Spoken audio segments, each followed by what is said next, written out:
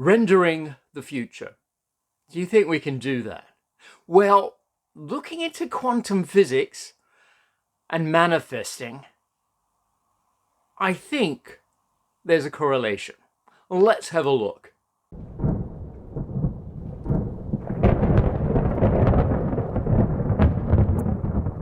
And welcome back to the Bric-a-Brac shop. And I'm Tom from the shop. And this is the portal to the paranormal, the spiritual, and the unexplained.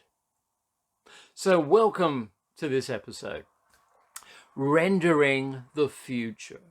Now this is a term I've just coined, you could say, because to understand it, we have to understand quantum physics. And understanding that, you then begin to think about how manifesting can work. Because there are two options usually. Actually, there's quite a few options, but none of them are actually concrete or rendered until it actually happens. And we can sort of attract that or create that. Now, to get back to the idea of that, you have to understand where I'm coming from with quantum physics.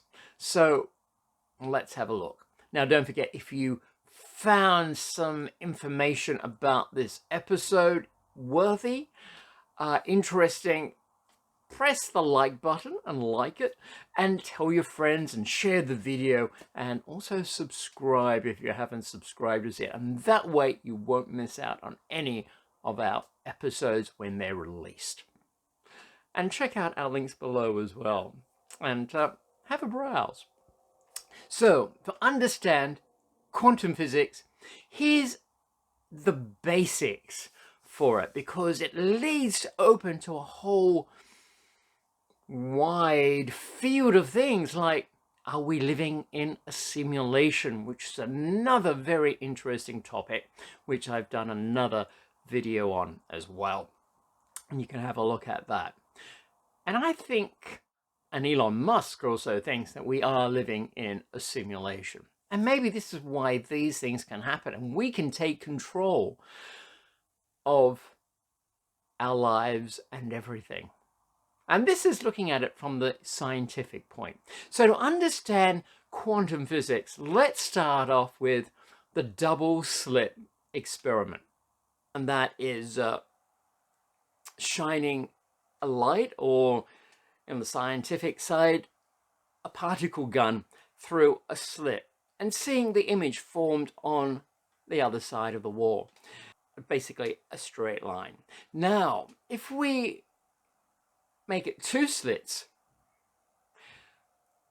is the particles just going to form two slits, or is it going to show something that it is a wave, and it will give this wide sort of multi-slits because it's a wave? Now, as we've seen, it appears to produce a wave. But when we observe it, and if we measure it through a device, it actually then becomes two slits, as if it's a particle and not a wave. So what is happening there? Well, that's the thing that's baffled a lot of scientists, which is that when we observe something, it changes, and we don't know why. And this is one of the ideas that we are living in a simulation, and I'll get to that shortly. Then we also have superposition. And we look at the example of Schrodinger's cat. Now, we put the cat in a box with, and this is just an example. We haven't actually done this to any cats. But in the box, you also put a vial of uranium in it, or some sort of poison for the example. And we know that it will eventually get released and kill the cat. Now, it's in a box, so we don't know. And the idea is until we actually open the box, is the cat still alive or is it dead? And that is superposition, because we don't know. And in quantum physics, once the cat dies, and until we actually open the box, the cat is both alive and dead. Now, the answer doesn't become complete till we actually open the box and render the result. So someone could open the box and the cat would still be alive, and then that is the answer. However, you could also open the box and the cat could be dead, and that will then become the answer. But until we actually open the box, the situation is in superposition, and it could be any outcome. And we won't know the outcome till we actually observe it. So they're the laws of quantum physics. So with that example, it shows that there are different possibilities, different outcomes, because we don't really know whether, as in that example, whether the cat is alive or dead. And that you can apply to other things.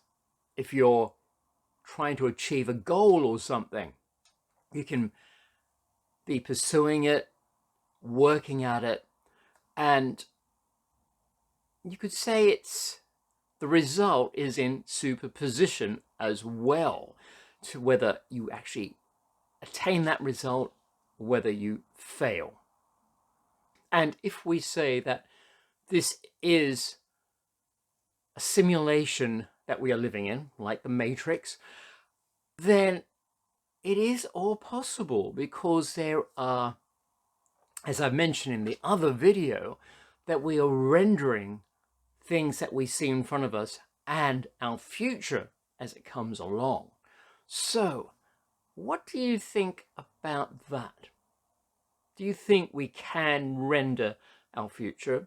And then how do we do that?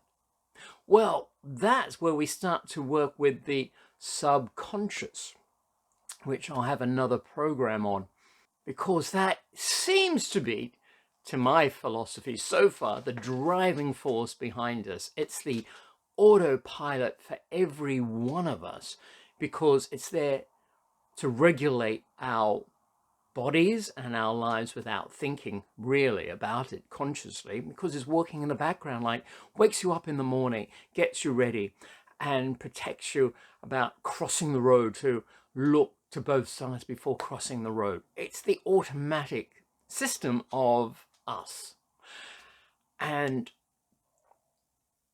if the programming is a bit wrong with our subconscious, only because it's protecting us, like, what would you do if you achieve that goal? It will bring all these other situations up. What would people think? What would I do with all the money? Will people judge me?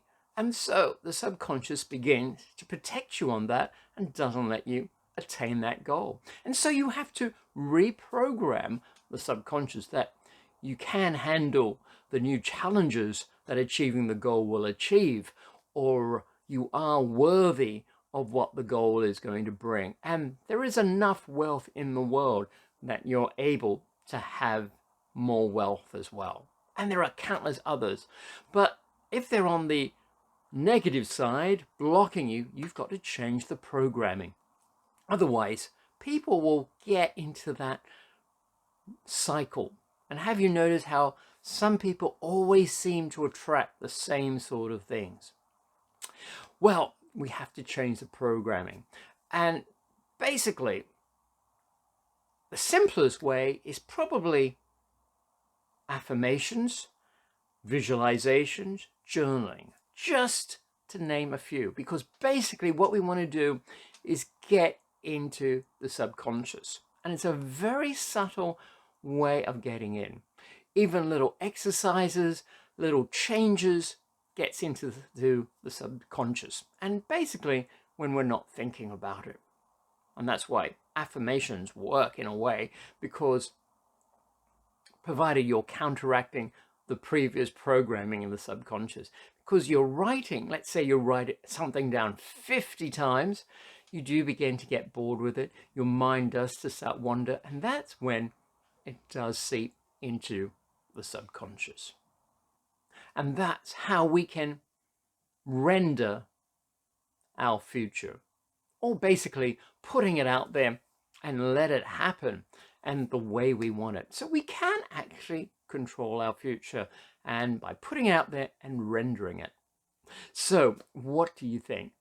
If you found this interesting, if you got something out of it, do click the like button, tell your friends, and share the video. And don't forget, please subscribe if you haven't subscribed so you won't miss out on another video.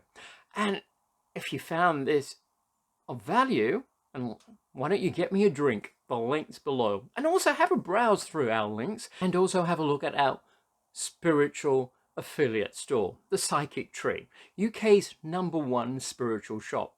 Prices are reasonable worldwide shipping, and you get 10% off your first order. And have a look at our other links down below.